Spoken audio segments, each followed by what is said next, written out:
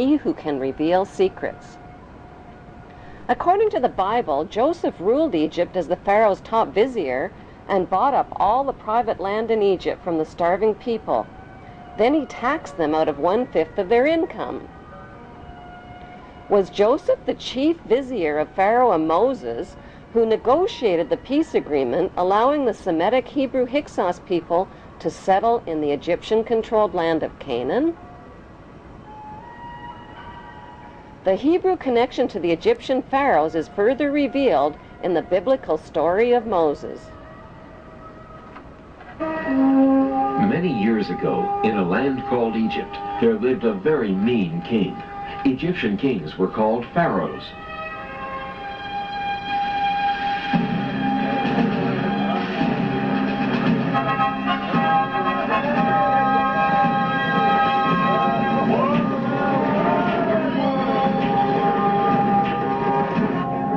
The story begins with the Egyptian pharaoh ordering the deaths of all Hebrew baby boys. Oh no! They won't get my baby. I'll find some way to save him. The Hebrew mother of baby Moses tries to save him by hiding him in the bulrushes on the Nile River. What's that? A baby! When baby Moses is found by the princess daughter of the Egyptian pharaoh, the princess decides to raise him as her own son. Moses now has two mothers, a royal Egyptian princess mother and a non-royal Hebrew mother who hides her identity as Moses' Hebrew mother, gets a job as a servant at the palace, and helps the princess raise Moses. Why did the Bible omit the historical names of the pharaoh's princess daughter and the pharaoh? Their historical identities can be found by comparing the dates and events of the Bible story with factual Egyptian history. All dates followed by the letters BC count backwards to 0, which is the beginning of today's Christian calendar. Bible researchers have calculated the birth of Moses at around 1520 BC. The ruling pharaoh of Egypt at that time was Thutmose I, and his princess daughter was Hatshepsut. Egyptian history verifies that Princess Hatshepsut married her brother named Pharaoh Thutmose II. But when Hatshepsut couldn't produce a male heir to the throne, her brother husband chose a non-royal mistress named Isis to produce a male heir and named their son Thutmose III. Hatshepsut raised the boy as her own son, even though Isis was his real birth mother. The Bible story of Moses closely matches the factual Egyptian story of Thutmose III.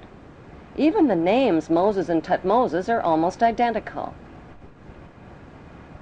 In the Bible story, Moses gives up his big chance to be the richest, most powerful ruler in the ancient world to become a lowly, poverty-stricken Hebrew laborer.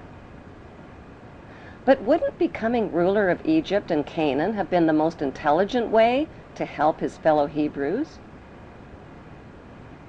The historical facts show that's exactly what Thutmose III did.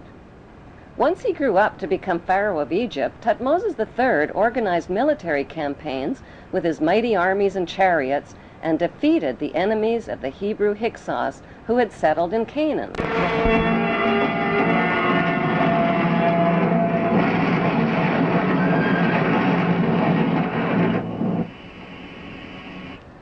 After his famous Battle of Megiddo in Canaan in 1479 BC, Thutmose installed district governors in garrison cities throughout Canaan. Did Thutmose choose his district governors from the 12 Hebrew tribes named in the Bible?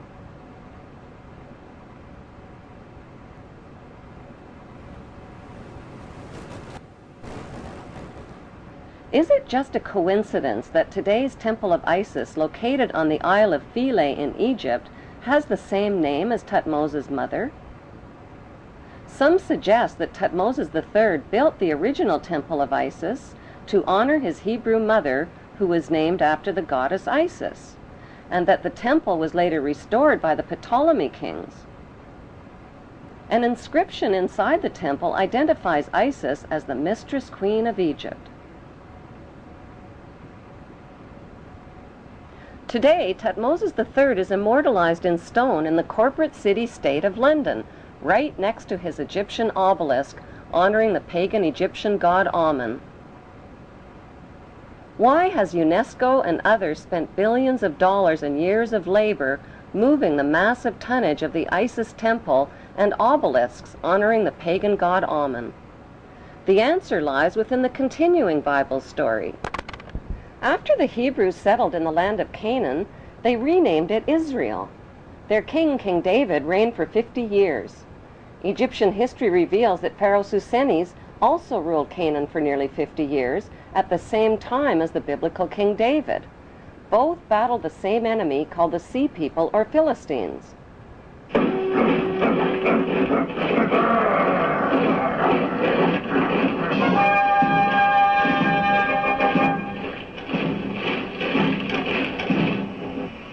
Both King David and Pharaoh Susenes had sons with almost identical names, Solomon and Simon. The name of biblical King David's son, Sol-Amon, means son for Saul, and O-M-O-N is an alternative spelling of Ammon. The name of Pharaoh Susenes' son, Si-Amon, means son of Ammon.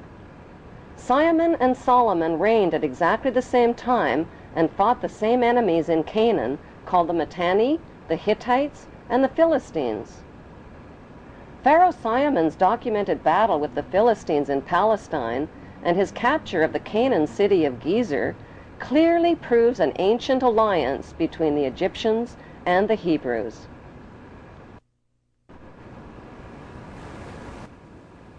The famous King Solomon's temple in Jerusalem means Temple of the Sun God Ammon.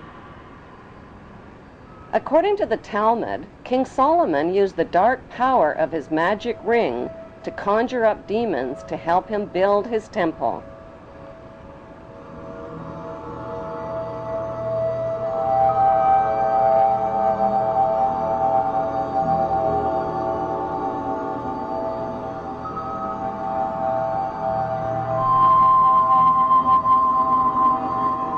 The temple became the center for sexual orgies, the worship of golden idols, and for animal and human sacrifices, including the sacrifice of infants and children.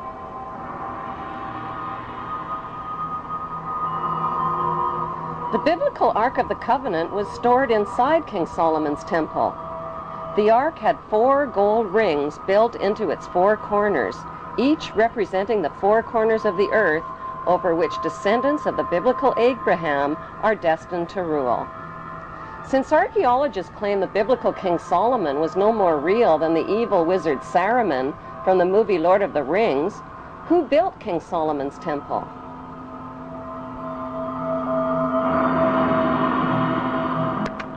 The temple was most likely built by Pharaoh Simon, who King Solomon's fabled character was based on. Today, all that remains of the temple is the Wailing Wall, where Israel's Jews still gather to worship in Jerusalem. Did the Hebrew authors of the Bible's Old Testament really expect readers to believe that Abraham lived to be 175? That his sister wife Sarah gave birth at age 90? That Moses turned staffs into snakes and rivers into blood? Why did the Hebrew authors of the Bible omit all of the important historical names of Egyptian pharaohs? Why did they mix up historical fact with myths and legends? The big question is, what did they have to hide? Researchers of both Bible and Egyptian history have concluded that the Hebrew authors of the Bible covered up the fact that the Hebrews and the Egyptians shared the same royal bloodline. But why? Why the cover-up? Because after the Egyptian people forced the Hebrew Hyksos kings out of Egypt, the only way the Hebrews could continue ruling Egypt was to hide their Hebrew identity from the Egyptian people. They did that by changing their Hebrew names to Egyptian names and intermarrying with Egyptian royalty, just like the biblical Joseph did.